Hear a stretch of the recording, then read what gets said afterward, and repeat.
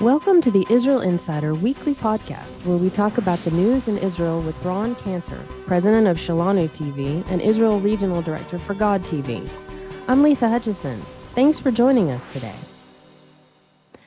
All right, Ron, there is some exciting news I think you'd like to share with all the listeners about an amazing victory in the courts for a Messianic congregation. Why don't you tell us more about that?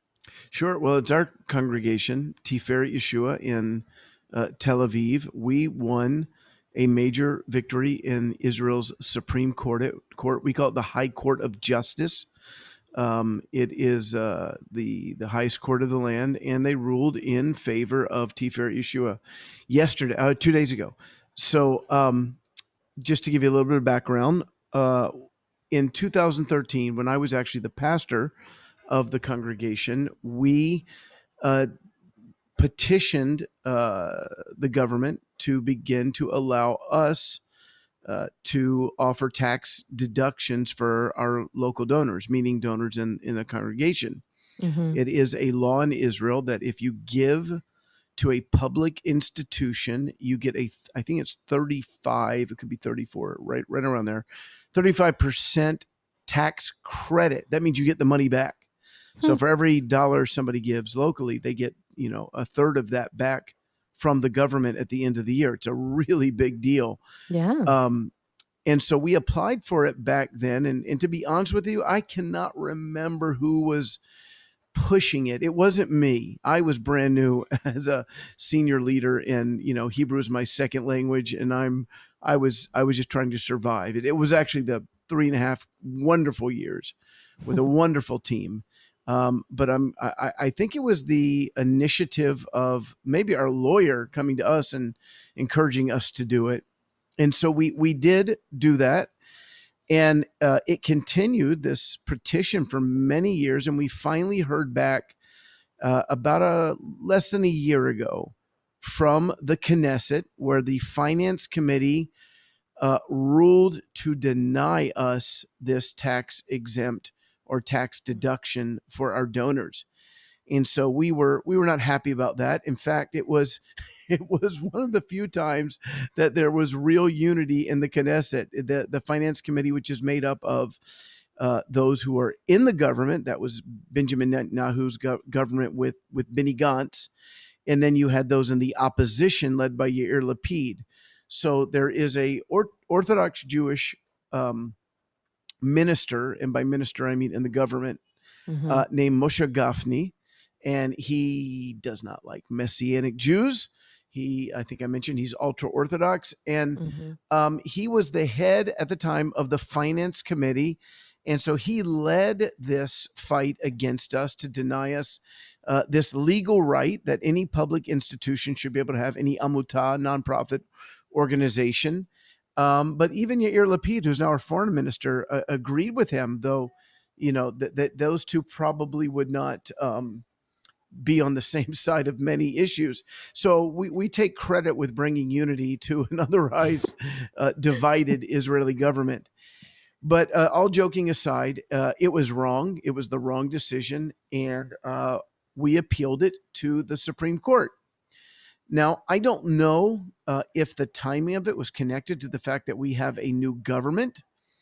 I don't think it was, because the court is independent of the executive and legislative branch. But it is interesting. I've been saying that this new government, this changed government. In fact, Asher Intrater, wrote the other day in the Tikkun newsletter. He said, quote, "We have a new government in Israel. This is a major political change, perhaps the largest since the 1970s. In the Bible, change in the Israelite government was often accompanied by a change in the message of the prophets." And so, he talks about a change in the spiritual environment.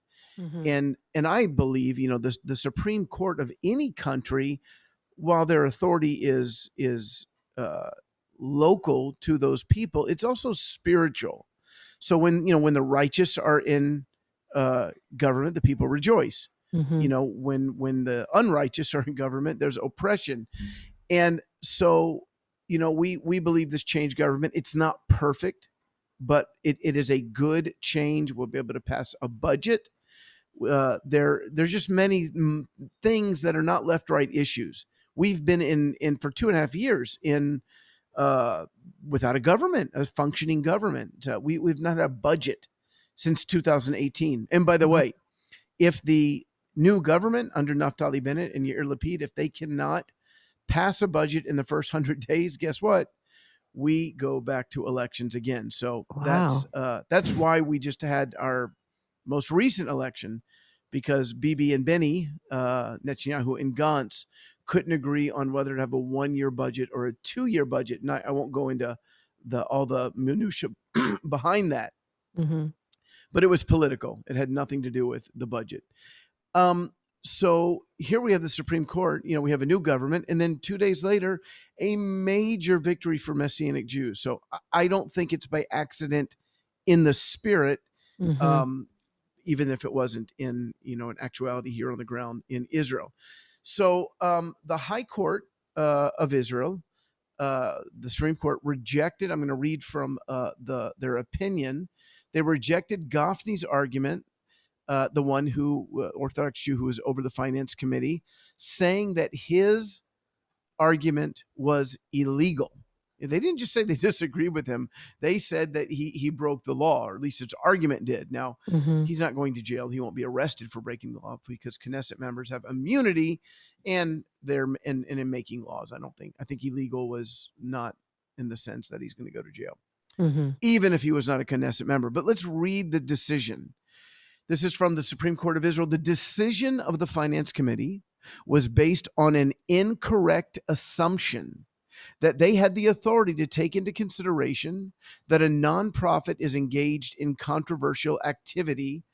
The committee overreached in its authority. Now, let me explain that. So what they concluded, Gafni and his committee, was that if an organization like Tiferet Yeshua or other Messianic congregations was controversial, then they could say, well, that's not in the benefit of the country, and therefore we're not going to give them that tax exempt status or tax deductions to their members. Well, the court is saying, no, you have no right to do that, And by the way, I would say to Mr. Gafni, your conduct is controversial, in the ultra-Orthodox movement, where most of your young men don't go into the army and many of them don't work, and they study all day and live on donations and subsidies from the government. Most of the Israeli society hates that. They're enraged by it.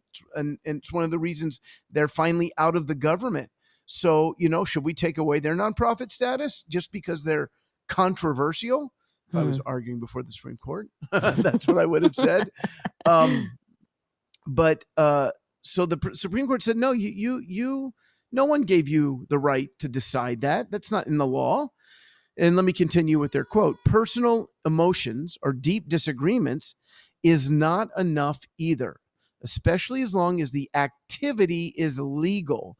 Now, that's a big thing right there. The activity is legal. And I'm going to come back to that in a minute. Right. This is especially important for organizations engaged in religious services, which is already controversial as it is, and the importance of freedom of religion and of conscience.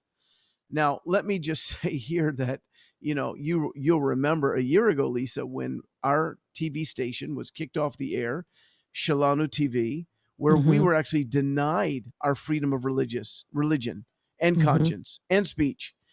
And we were prepared to go to court and to fight, and would have. And we would have won.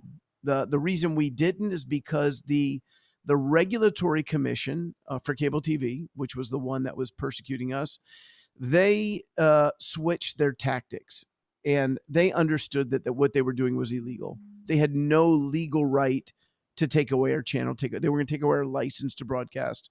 And that would be the end of it. Of course, we would have gone to court. So what they did, as far as I understand it, they put pressure on the Hot Cable Company. They're not physically Hot. That's the name of the company, HOT. Yeah. They put pressure on Hot to drop us as a client. And I got to say, Hot was amazing to us.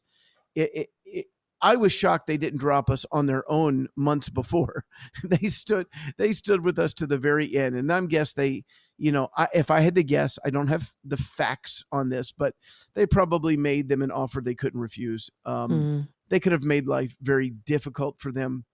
And so they came in the right attitude, and they told us that they were going to let us go. So if we had sued at that point, we would have had to sue Hot Cable Company, and at the most we would have won money, which is not our interest. We wanted to be back on TV, and we weren't going to sue Hot because they're the ones who brought us on in the first place, and God bless them. So, but here's the same issue where because they did not like the message, which is about Yeshua and salvation, and the fact that we believe that Yeshua is the Messiah, and the fact that we tell other people, that we encourage, we obey the New Testament commandment to share the good news of Yeshua with everyone, everywhere, to make disciples. And so that's what's particularly offensive to them, that we want people to find the Messiah. So the Supreme Court said, no, that's not enough. That's illegal. In fact, now if you look at Goffney's response, he's a little bitter, and I can I can understand why he got, and let me just say this: there is a real tension between Netanyahu's last few governments and the Supreme Court. Netanyahu has been seeking to curb the powers of the Supreme Court, which would then strengthen the power of the Knesset over the Supreme Court. And one of those has to do with them overturning laws, but a lot of it, I would say this, a cynic would say it had to do with Netanyahu's trials. He's on trial right now for 3 counts of fraud. And the court, he feels that is stacked against him. So they have been threatening the court, trying to curtail their powers without success. So you'll hear that in Goffney's response. He said, quote, "The High Court judges in a snatch on the last day of me heading the Finance Committee." Last day because he's no longer part of a coalition. They lost power on Sunday when Naftali Bennett became the prime minister. So he said on the last day of me heading the Finance Committee, they canceled the Knesset's authority to discuss issues which the legislator has authorized the Knesset to have. The Finance Committee set a procedure to not give Section 46 status, that would be the tax exemption, to missionary organizations. By the way, the word missionary in Hebrew is like a 4-letter word. It's like the worst thing you can be. Wow. And I don't consider myself a missionary. The idea of a missionary is somebody, a foreigner, coming in and imposing a foreign religion, which is fine in Africa or India or other nations of the world. But I'm a citizen, and I tell them that. I'm not a missionary. I'm a citizen. All the years I was in America as a evangelist and a pastor, nobody ever called me a missionary. I became a citizen of this country in 1997. So I am not a missionary. I'm a citizen, and I have freedom of religion and freedom of speech, and there's really nothing they can do about that. Let me just tone down. I don't want to sound bitter myself. I'm actually excited. I'm excited that our Supreme Court has sided with truth, because we can't be a democracy if we're not going to guarantee freedom of speech to everyone, Arabs, Jews, Messianics, Muslims, it doesn't matter, Orthodox Jews. Everyone should have freedom to argue their own points of their own religion. Okay, back to his comment. The Finance Committee set a procedure to not give Section 46 status to missionary organizations who are against the law. What? Against the law? Who's against the law? I have no idea what he's talking about. I wish he had elaborated right there. Certainly, I would agree with him. You do not need to give Section 46 status to any organization that's against the law. The problem is, for him, is we're not breaking the law. We love the law. We're law-abiding citizens. Right. I'll continue to read. Against the law, and members from both the coalition and opposition confirmed it. I suggest that the judges of the High Court should not complain when there will be battles about reducing their authority after their blunt interference in the duties of the legislative branch. So you see where that's coming from when he talks about reducing their authority. It goes back to what I was saying before. It was a threat. Of course, he is now, and this is how I close the article that I wrote. And we'll put the link in the podcast notes, at least on Facebook. Okay. MK Gafni throws out phrases like against the law without any explanation. Messianic congregations operate in accordance with the law. But if he's going to make such an outrageous statement, he should provide proof and show exactly which laws are being broken. He should also understand the purpose of the High Court is not to be a rubber stamp for the legislature, but a check and a balance for laws that violate Israel's basic law. Our basic law is how we say Constitution. In this case, there was clear discrimination based on biases. After going through what we went through last year with Shalano TV, I am very encouraged to see my government take a stand for democracy and freedom against those who would seek to limit the speech and religious practices of their own citizenry. And Lisa, I'll just close with this. The vast majority of Israelis could care less about this. They're not, we've got to stop those messianic. I share my faith regularly, not obnoxiously. It just comes out wherever I go. I was buying a lens the other day for my camera, and the guy asked me who he wanted. He should make the receipt out to, and I gave him the name Tikkun, which in Hebrew, it's a biblical word, means restoration. And so we start talking, and I tell him we work in humanitarian aid. I told him what we're doing in Ashkelon. I said, we are Messianic Jews. And then we had this great conversation. And actually I said to him, Aval anachnu Yehudim Meshachim. I said, but we're Messianic Jews. Like I wanted him to know, but I used the word but, which in Hebrew is aval.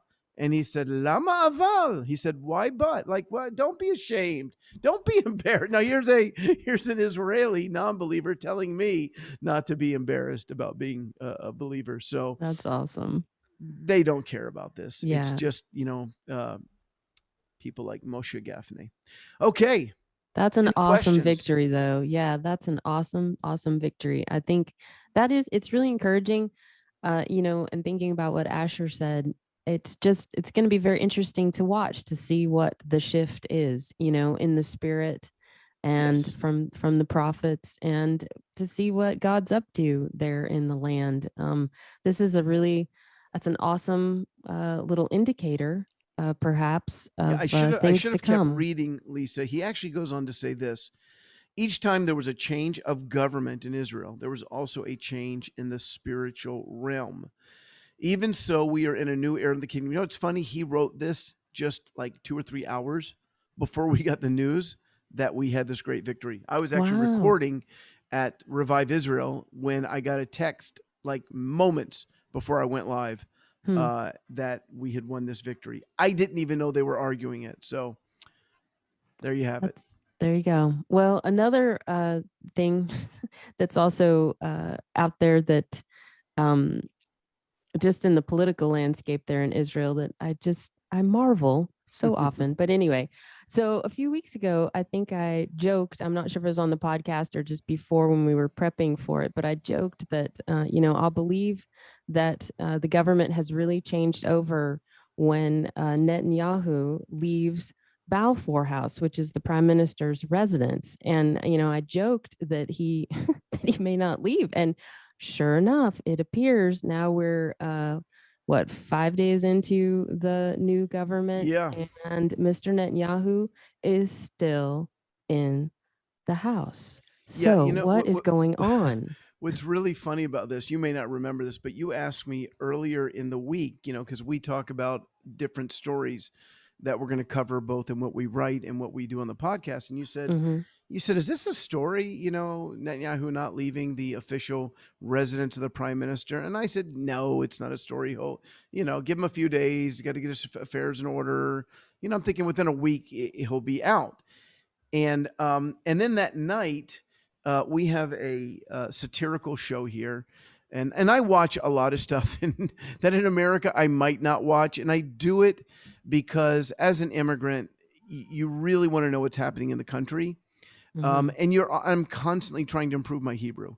Someone might say, Ron, you've been there 17, 18 years. Don't you speak Hebrew yet? Yes, I speak Hebrew. But when you're an adult immigrant, you never stop learning. It's like when you're reading a book in English and then you see a word that you just don't know what it means, and then you look it up. Well, when you're an immigrant, you go through that every day, several times a day. And there's never a moment that you're not learning new words, new languages, new slang. And so I watched this show called Eretz Nehederet, which means it's a wonderful country. And it actually started the year that I moved here. And so I've kind of grown up with it as an immigrant. And the one that they did on Monday night, which was just after the day after Bennett became prime minister, it started with a skit of Benjamin Netanyahu and his wife Sarah.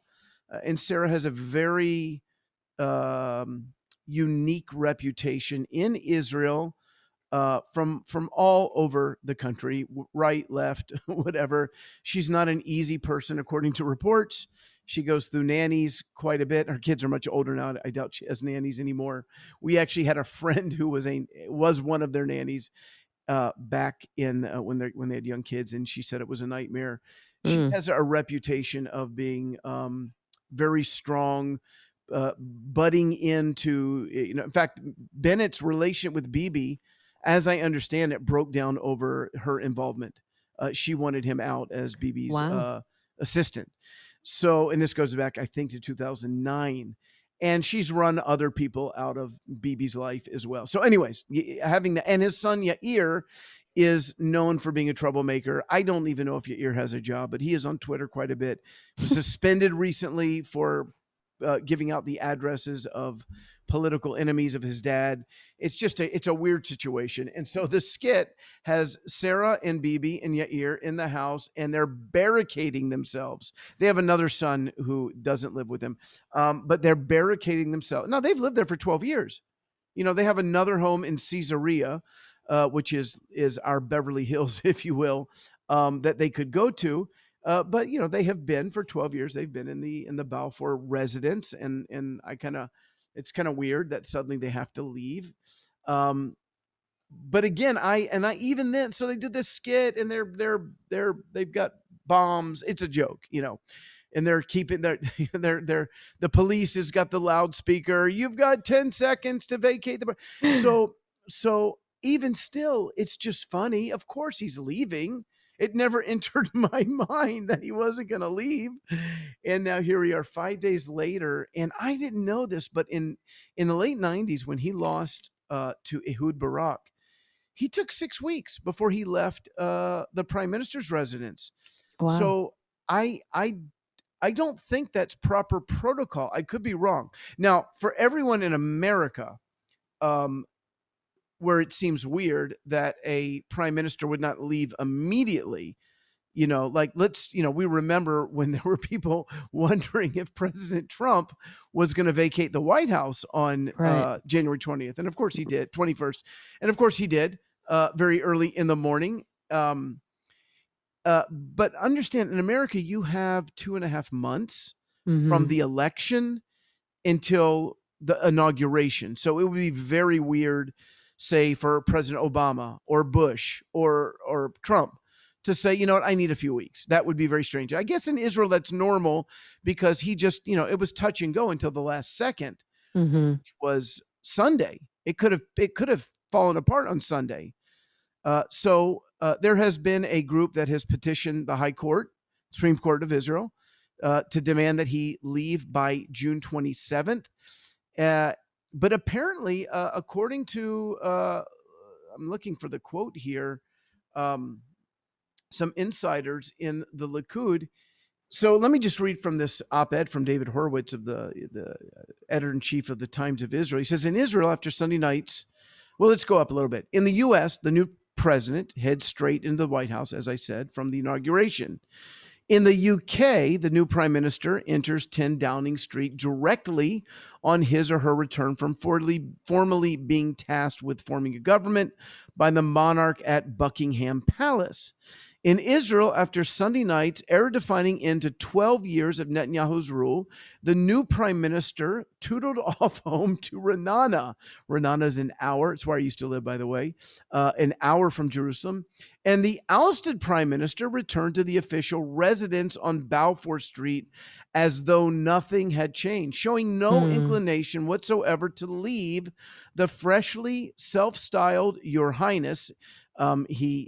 That comes from a joke the other day where one of his cronies introduced him as the prime minister, and somebody corrected him. And he says, no, you'll always be my prime minister. And then he quipped, I think it was at that meeting, just use Your Highness, something. Anyways, the self-styled Your Highness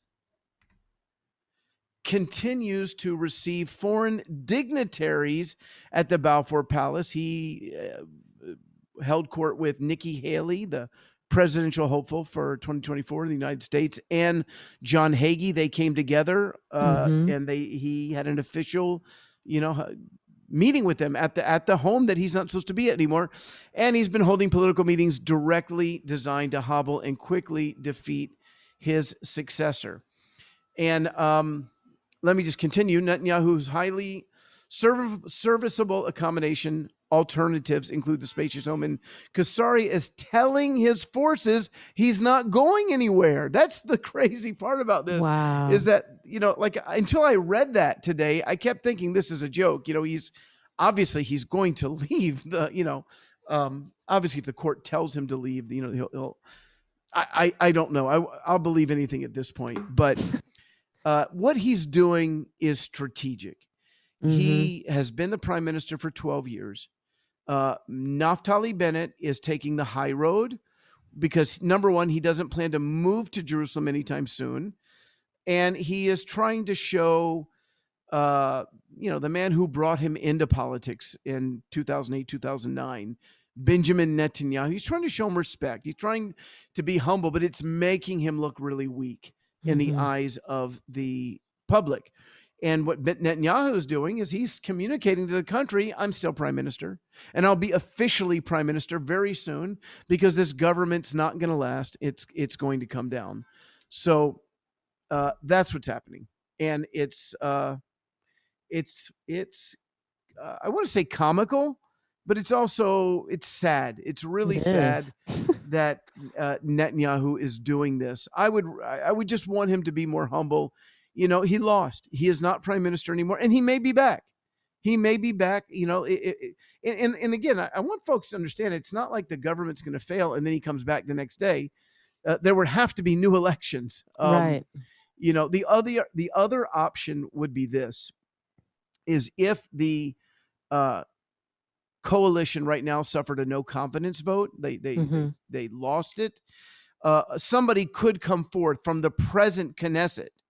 And they could say, I do have I've got a coalition. I've got 61 plus seats. And that person could then become prime minister. So technically, I think that's what Bibi is hoping, is that he can topple this government. And then without new elections, he can present a new coalition. But there's no way he can do that without Bennett's 6 seats and without Ram's 4 seats. So he's going to be 10 seats shy, any way you put it. So there you have it. Sometimes it just seems like it's the truth is stranger than fiction there in this scenario. You never know each day what might happen in the Israeli political landscape, and same here in America. I mean, it's all just been very strange. Well, it's very interesting. And, it's no secret that President Trump and Netanyahu are very good friends. They did a lot of good. I don't want everybody to think that I highly respect the service of Benjamin Netanyahu and Donald Trump, particularly the Abraham Accords. It's phenomenal what they were able to do to bring, 4 or 5 peace treaties with Arab nations, Muslim-dominated nations with Israel. It's phenomenal. Right. But it would appear that Benjamin Netanyahu is taking a page out of Donald Trump's book. He's saying that the election was rigged, that it was fraud, the greatest fraud in the history of democracy, which, again, he didn't say that after the election when he thought he won. He's only said that 3 months later when a new government was formed. And he is continuing to sow incredible division in the country, such as I have not seen since I made Aliyah 18. And I've been a student of Israeli politics since the mid 80s.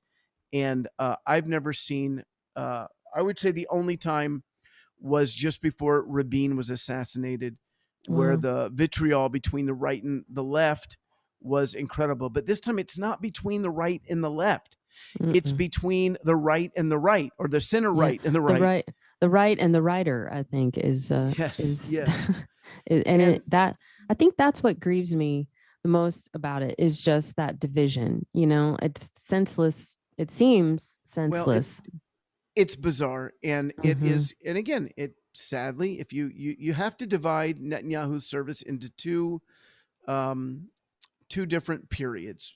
Period when he was doing tremendous good, and then again, there's a reason there are term limits in many countries, because when you have the same person in power too long, the pride gets in, and they start seeing themselves as a dictator or as a king. And even just joking, telling somebody to call him Your Highness, not a great joke, particularly when your nickname is King Bibi. Already, yeah. And so in the last few years, he's made several missteps, in my opinion, in the opinion, I think, of most of the country. And so you have people on the right, like Naftali Bennett, like Gidon Sar, like Avigdor Lieberman, and like many people like myself who've voted Likud in the past and love the ideals of Likud. But he has driven away most of the talented people in his party, and they've either gone to start other parties, or, So that's kind of what we have here in Israel right now, where you have a former prime minister who thinks he's still prime minister, and a present prime minister who needs to step up and show the country that he is prime minister. Well, we'll stay tuned and see what's happening next week. One last thing I think it'd be great to share with the listeners is an update. If you could give us all an update on the tour situation this week. Again, it seems like Israel is really just rolling things back fairly rapidly now when it comes to the COVID restrictions. There's no more indoor mask mandate except for just very few exceptions.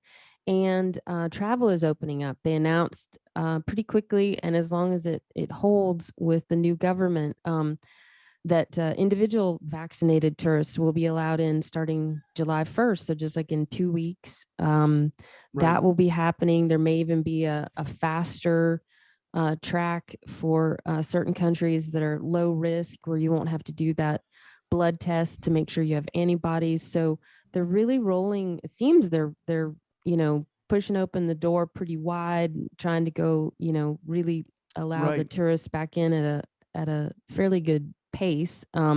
So you want to share just a little bit on the well, tour? I think you know more about it than me, but I will say this. I'm working right now with my dear friend Benny Sivan, who runs IGT Tours in Jerusalem, and they just put together a package for us. And I'm just still praying and weighing if this is really what I don't want to do. Is this? I don't want people can sign up. We'll get it up we'll get it up very soon. And I have every expectation that by the time we would do the tour, which would be late October, that the restrictions will be minimal. I just don't want anyone to come to Israel and to have to spend a day, and even 1 day in quarantine is too much. If you're going to be, you want to come here and hit the ground running. Right. On the other hand, we can put you in a very nice hotel and make sure that you're fed well, and a nice view of the Mediterranean Sea here in Tel Aviv. And then we can hit Jaffa in the morning, and Caesarea. So I have to say this, Ilan and I are super excited about hosting tours again. We love to host tours. We have so much fun. We laugh, we eat, we learn so much. It's just great. The folks get to hear from, somebody who grew up here in Ilana. She's got so many stories. Now we've developed a relationship with the mayor of Ashkelon, where she grew up. We'll go down there, see some of the work we're doing. Of course, we go to all the amazing places: Jerusalem, the Dead Sea, the Sea of Galilee. It's going to be awesome.